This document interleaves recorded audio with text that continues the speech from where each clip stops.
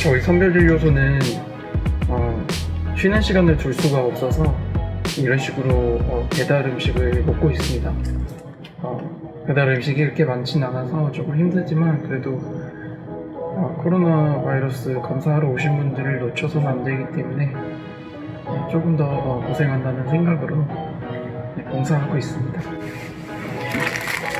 사실 원래는 점심을 이 선별진료소 내에서 먹어서는 안 되지만 최근에는 필터를 갖춘 에어컨을 장착하였고 또 바깥 식사를 원래 하기로 한 그 공간 자체가 굉장히 더워서 열사병의 위험이 있기 때문에 일단 선제적으로 소독을 좀 하여서 이곳에서 먹는 것으로 진행은 하고 있는데요. 또 날씨가 좀 여름이 지나고 또 가을이나 겨울이 되면 이것보다는 또 바깥에서 먹는 것이 원칙이기 때문에 그렇게 진행할 것 같습니다. 네, 점심을 한번 먹어보도록 하겠습니다.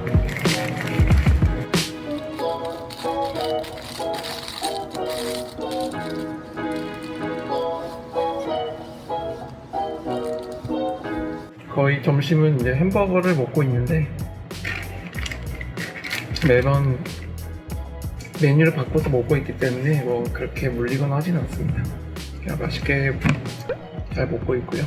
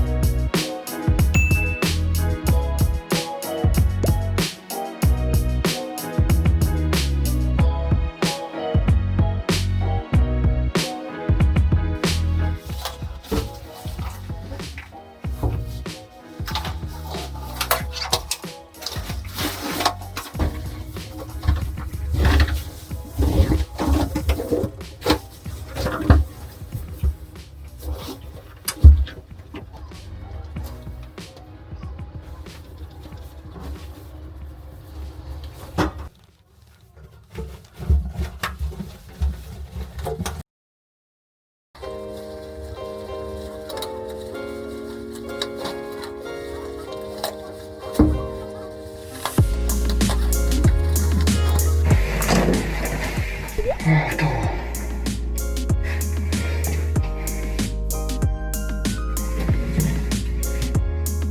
코부터 할게요. 네, 들어갑니다. 네, 수고하셨습니다. 코부터 하겠습니다. 뒤로 가시면 안 돼요. 이쪽으로 할까요? 네, 조금만 더 참으세요. 네, 좋습니다.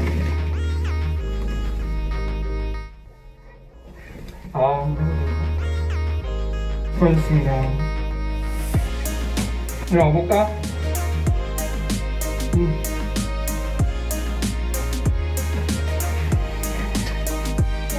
빨리 끝내줄게. 자, 고개를 조금만 뒤로 해볼까? 엄마 저 한 번 하고 끝나야 돼. 조금만 참아. 한 번 더 안 돼. 간질간질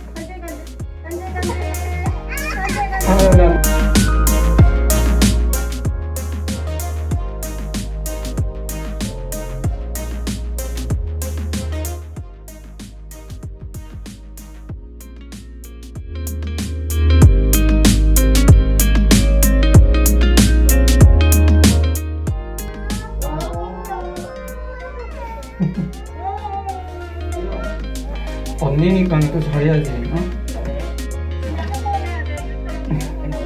자, 잠깐만 참아.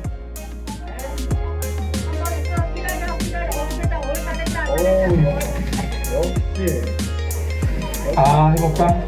아, 안 아파. 한 번만 더 할게. 됐어.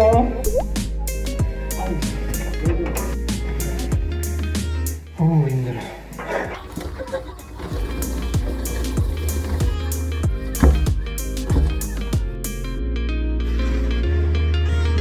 네, 저는 지금 선별진료소에서 일을 하고 있고요. 애기들이 방문하는 경우에는 좀 협조가 힘든 부분이 좀 있어서 힘들긴 하지만 또 귀여운 아이들 보면서 힐링이 된다라고 생각하고 즐겁게 검체 처치하려고 노력하고 있습니다. 오늘이 낮 기온이 30도가 채 되지 않는 날씨인데도 불구하고 아무래도 이제 선별진료소 검체실 내부는 에어컨을 들일 수 없기 때문에 굉장히 덥고 또 오늘처럼 가족 단위로 단체로 내원할 경우에는 10분 이상 그 검체실 내부에 갇혀 있어야 되기 때문에 온몸이 땀으로 가득 차고 그리고 이제 선별진료에 참가한 지 3달이 좀 넘었는데 매일은 아니지만 운동을 따로 하지 않아도 몸 관리가 좀 되는 측면도 있고요. 그럽니다. 몸이 힘들긴 하지만 그래도 우리나라의 코로나 방역에 있어서 최일선에서 일하는 저 같은 사람들이 또 희생을 해야 그나마 나머지 국민들이 좀 안심할 수 있다는 것에 위로를 받고 또 통해할 것 같습니다. 좀 전에 또 39도 가까이 열나는 여자 환자분의 검체를 처치하고 이렇게 땀을 말리러 나왔습니다.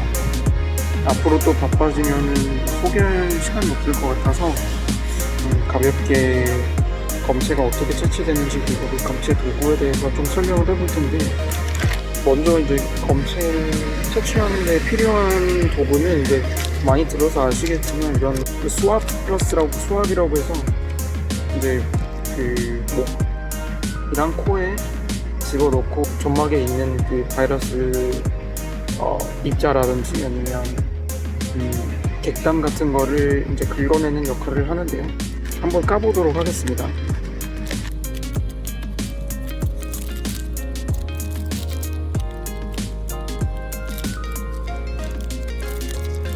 두 가지 형태의 이제 수압이 있는데요. 보기에는 뭐 크게 다른 바 없어 보이지만 상대적으로 좀 더 얇고 상대적으로 좀 더 두꺼운 수압입니다. 크게 다른 점은 이제 그 굵기 정도지만 이렇게 낭창낭창한 그 유연성을 가지고 있어서 이제 코에 그 구조를 들어갈 때나 아니면 목 쪽, 구강 쪽을 통해서 점막 쪽까지 들어가는데 굉장히 큰 역할을 하게 됩니다. 우리 신체 구조가 평평하게 생긴 건 아니기 때문에 이런 식으로 좀 휠 수 있는 구조는 좀 휘어 있거나 이런 구조를 이제 들어갈 때 좀 도움이 되겠죠. 실제로 이렇게 구부리면 굉장히 잘 구부려지고요. 물론 어느 정도의 또 강성을 가지고 있기 때문에 부러지거나 그렇진 않습니다. 이 정도의 어떤 그 부드러우면서 어느 정도 강성을 갖고 있는 이 수압을 이제 코 끝까지 이렇게 집어 넣어서 코에 이렇게 코 부분을 채취하는 게 아니라 이제 코가 끝나고 이제 코 뒤쪽에 있는 부비동 앞쪽으로 이렇게 구강 쪽으로 내려가는 인두 쪽의 표면을 긁어야 됩니다. 왜냐하면 코로나 바이러스 균체라고 하면 그 균체가 일반적으로 그 코 표면보다는 인두 쪽에 많다고 나와져 있고요. 마찬가지로 구강 같은 경우도 물론 입 안에도 바이러스 균체가 있을 수 있지만 입보다는 그 입에서 식도 쪽으로 내려가는 그 구강 표면이 훨씬 더 바이러스 균체가 많다고 알려져 있습니다. 그래서 그 이제 호흡기계 감염을 확인하는 이 수압은 최소 그 안쪽 그 점막을 찔러서 점막이라든지 점액이라든지 쪽을 긁어내야 합니다. 사실 긁는 건 그렇게 힘든 건 아닌데 이제 아무래도 이제 코 속에 이렇게 얇다고는 하지만 어쨌든 굉장히 불편한 외부 물질이 들어가니까 굉장히 힘들어합니다. 사실 저도 의료인으로서 한 두세 번 정도 당해본 적이 있는데 굉장히 힘듭니다. 뭐 어른인 저도 굉장히 힘든데 하물며 아까 제가 채취했던 뭐 3~4살 애기들은 훨씬 더 힘들겠죠. 이제 의료인이 이런 식으로 환자들이 당하는 거를 환자들이 좀 겪게 되는 어떤 그런 어려움들을 하나씩 해보면서 또 그 환자들의 마음을 또 역지사지 해보는 순간이 되는 것 같습니다. 실제로 임상을 하면서도 그런 경험들은 굉장히 도움이 됩니다. 그래서 이제 이걸 다 찌르고 나면 배지가 있습니다. 이 배지는 바이러스가 인체를 떠나더라도 그 균체가 없어지지 않도록 뭐 하는 어떤 뭐 액체 성분이 들어있을 거라고 아마 생각이 듭니다. 그래서 다 채취를 하면 이런 식으로 집어넣는데 보시다시피 이런 식으로 막대기가 튀어나오게 됩니다. 이렇게 되면 이제 닫을 수가 없겠죠. 그래서 여기 위에 보시면 틈이 있습니다. 이렇게 틈이 있어서 틈 줄을 잡고 이렇게 부러뜨리면 이렇게 안으로 들어가게 됩니다. 이렇게 만드는 이유는 만약에 이 통에 담길 정도의 길이만으로 할 경우에는 이제 이걸 담갔을 때 의료인이 감염이 될 수도 있겠죠. 장갑을 끼고 또 이런 검체를 하게 되면 사실 이 수압을 하는 이 테스트 기계를 잡는 게 굉장히 힘듭니다. 그래서 이렇게 튀어나와 있어야 좀 더 정확하게 이 배지 속에 바이러스를 좀 담글 수 있고요. 뭐 그런 의료인들이 좀 더 편하게 하기 위해서 또 감염의 위험성을 낮추기 위해 이렇게 구성된 것으로 알고 있습니다. 이렇게 이제 부러뜨리면 이렇게 되고 이렇게 잠그면 이제 끝나게 됩니다. 이 검체는 뭐 요즘은 분석하는데 시간이 그렇게 오래 걸린다고는 듣진 않았지만 검사 기계에 들어간 이후에 그 양성, 음성 판정 나는 데까지 걸리는 시간으로 알고 있고요. 근데 아무래도 이제 선별진료소에 있는 검체를 담당하는 그 업체에서 가져가게 되고 또 그 업체들이 상시 방문해서 그 검체를 가져갈 수 없기 때문에 오후 4시나 5시쯤 와서 검체를 채취해 갑니다. 전날 오후 5시 이후에 검체를 채취했다면 다음날 채취한 분들이랑 똑같은 시간에 또 검체를 채취해 가기 때문에 뭐 하루 정도 걸린다고는 하지만 그런 분들은 이제 이틀 정도 소요가 되는 것입니다.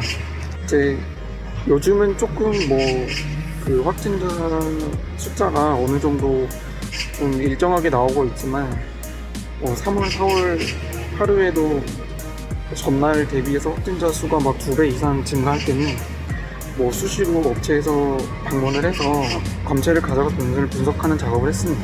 아무래도 이제 업체 입장에서도 뭐 수지타산이라는 측면이 있기 때문에 검체가 나오는 대로 쭉쭉 가져가는 건 뭐 현실적으로 좀 힘든 측면이 없지 않나 생각은 합니다.